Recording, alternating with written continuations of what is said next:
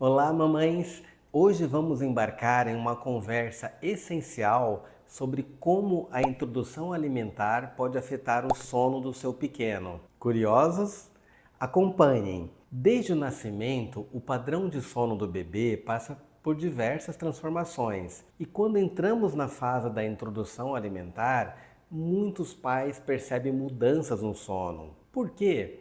Vamos descobrir juntos. Quantos aqui já passaram por noites inquietas se perguntando: será que foi o novo alimento que introduzi? Será que meu bebê está desconfortável?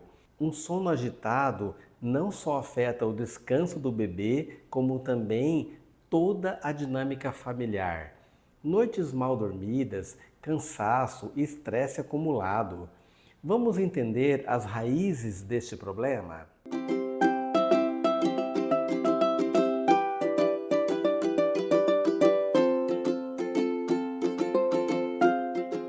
Eu sou o Dr. Vinícius, pediatra com experiência de mais de 30 anos e estou aqui para te guiar nessa fase tão cheia de descobertas. Alguns alimentos podem ser mais difíceis de digerir, causando gases e desconforto, o que pode afetar o sono do bebê. Alimentos como feijão e repolho são clássicos nesse sentido. Mas lembre-se, se deixarmos o feijão de molho por cerca de 12 horas antes de cozinhar, com uma troca de água no meio e outra troca antes de ir para a panela, num processo chamado de remolho, retiramos o excesso de fitatos, que ajudam na formação dos gases e atrapalham a absorção de outros nutrientes, como ferro, cálcio, magnésio e zinco. Mas também, outro motivo de causar gases do feijão é que ele é composto por um tipo de açúcar que não é tão bem absorvido pelo intestino, fazendo com que esse açúcar chegue intacto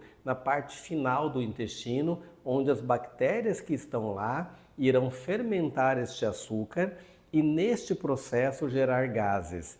Este também é o caso do repolho. O principal açúcar que eles contêm chama-se rafinose e ele está presente em vários vegetais, mas no feijão e no repolho aparecem em maior quantidade. Outra causa que pode gerar desconforto abdominal e gases à noite são o excesso de fibras. Muitas fibras são, na realidade, um tipo de açúcar que não é absorvido pelo nosso organismo. As fibras são importantes para o bom funcionamento do intestino e para a formação de uma microbiota intestinal saudável, mas quando consumidas em quantidade exagerada, podem causar excesso de fermentação no intestino grosso, causando excesso de gases e distensão abdominal, afetando o sono da criança. E alimentos ricos em fibra, tais como os cereais, as leguminosas, as frutas e sementes como chia, linhaça e semente de girassol, devem ser acompanhados da ingestão de água. Alguns tipos de carboidratos são difíceis para o nosso organismo absorver. São conhecidos como FODMAPs, sigla em inglês para monossacarídeos, disacarídeos, oligosacarídeos e polióis de fermentação. Esses açúcares são fermentáveis e pode provocar em algumas pessoas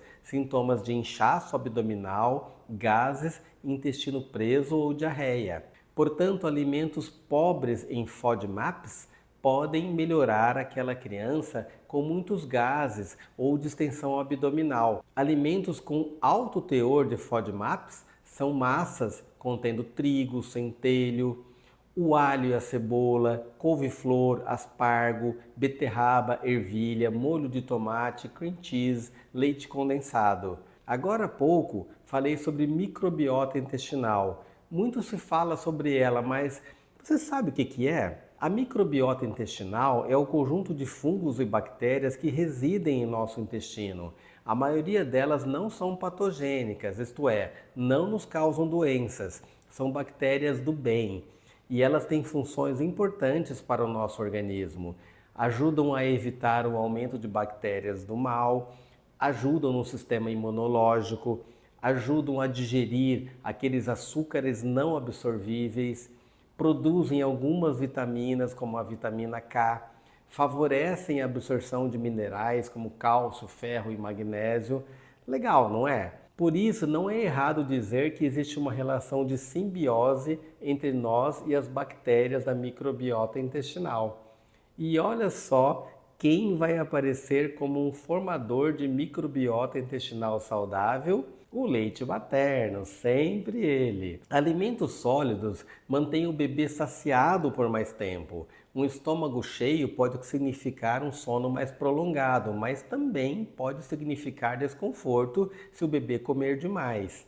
E atenção para carboidratos com alto índice glicêmico. O que é isso? São alimentos que contêm açúcares que rapidamente se transformam em glicose no nosso corpo, fazendo com que nosso pâncreas libere uma carga de insulina para fazer com que essa glicose entre nas células. Daí a glicose é retirada da corrente sanguínea muito rapidamente e pode dar sensação de fome novamente. E quais alimentos são esses? Principalmente o açúcar refinado, mas qualquer tipo de açúcar, arroz branco, batata inglesa e alimentos feitos com farinha de trigo branca, como macarrão, pão, bolos e pizzas. Já os alimentos com baixo índice glicêmico são a soja, hortaliças, castanhas, grão de bico, massas integrais, frutas com fibras e com casca. A liberação da glicose desses alimentos é mais lenta, evitando picos de insulina e dando sensação de saciedade por mais tempo. Isso ajudará no sono do bebê, que sentirá menos fome à noite.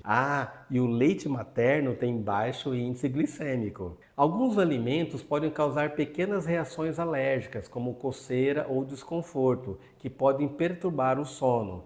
É fundamental estar atento aos sinais. Lembrar também que alguns alimentos podem causar alergias e irão aparecer até 1 ou 2 horas após a ingestão. Então, o quadro de dor abdominal, vômitos, cólicas, manchas e coceira podem aparecer durante o sono e perturbar a tranquilidade do bebê. Vocês já notaram alguma relação entre os alimentos e o padrão de sono do seu bebê? Compartilhem nos comentários. Vou dar algumas dicas para minimizar esses problemas. Faça um diário alimentar e do sono. Anote o que o bebê come e como ele dorme. Ao longo do tempo, padrões podem surgir. Não dê comida logo antes do bebê dormir, com exceção do leite materno ou de fórmula infantil, em bebês pequenos. Evite alimentos pesados, como carboidratos com alto índice glicêmico, como falei há pouco. Evite suco de frutas pelo mesmo motivo. Refrigerantes, nem pensar. Pães, bolos, bolachas, macarrão sem ser integral também devem ser evitados em excesso. Existem frutas que têm um médio ou alto índice glicêmico, como a melancia, por exemplo, mas se consumida em pouca quantidade não tem problema, pois a carga glicêmica será baixa. Ofereça porções adequadas, não sobrecarregue o estômago do bebê. Ofereça e observe os sinais de saciedade. Lembre-se que o bebê deve comer o suficiente para ficar satisfeito e não a quantidade que a mamãe ou o papai acham que ele precisa comer. Atenção às alergias. Ao introduzir um novo alimento, fique atento nas próximas 48 horas para possíveis alterações no sono ou comportamento. Ofereça alimentos ricos em uma substância chamada de triptofano. Ela é precursora da serotonina, um hormônio que nos traz sensação de tranquilidade e paz. E também ajuda na produção da melatonina, o hormônio que ajuda na indução do sono. E quais alimentos são esses? Leite e derivados como iogurtes e queijos após 1 ano, ovo cozido, frutas como a banana e a cereja, soja, sementes de girassol e abóbora, salmão, folhas verdes como agrião e espinafre, aveia e carnes brancas. Cuidado com alimentos que contêm cafeína, porque ela é estimulante. Chá mate, chá preto, chocolate, café e refrigerantes à base de cola também pode causar estimulação. Com observação e adaptação correta, seu bebê pode não só se beneficiar de uma dieta equilibrada, mas também de noites de sono restauradoras. E claro, você também. Se esse conteúdo foi útil para você, compartilhe com outros pais e não esqueça de se inscrever no canal para mais insights sobre a jornada do seu bebê. A introdução alimentar é uma fase de aprendizado e, assim como todo aprendizado, exige paciência e atenção. Mas lembre-se, mamãe e papai, vocês não estão sozinhos nessa. Estamos juntos nessa maravilhosa aventura chamada parentalidade.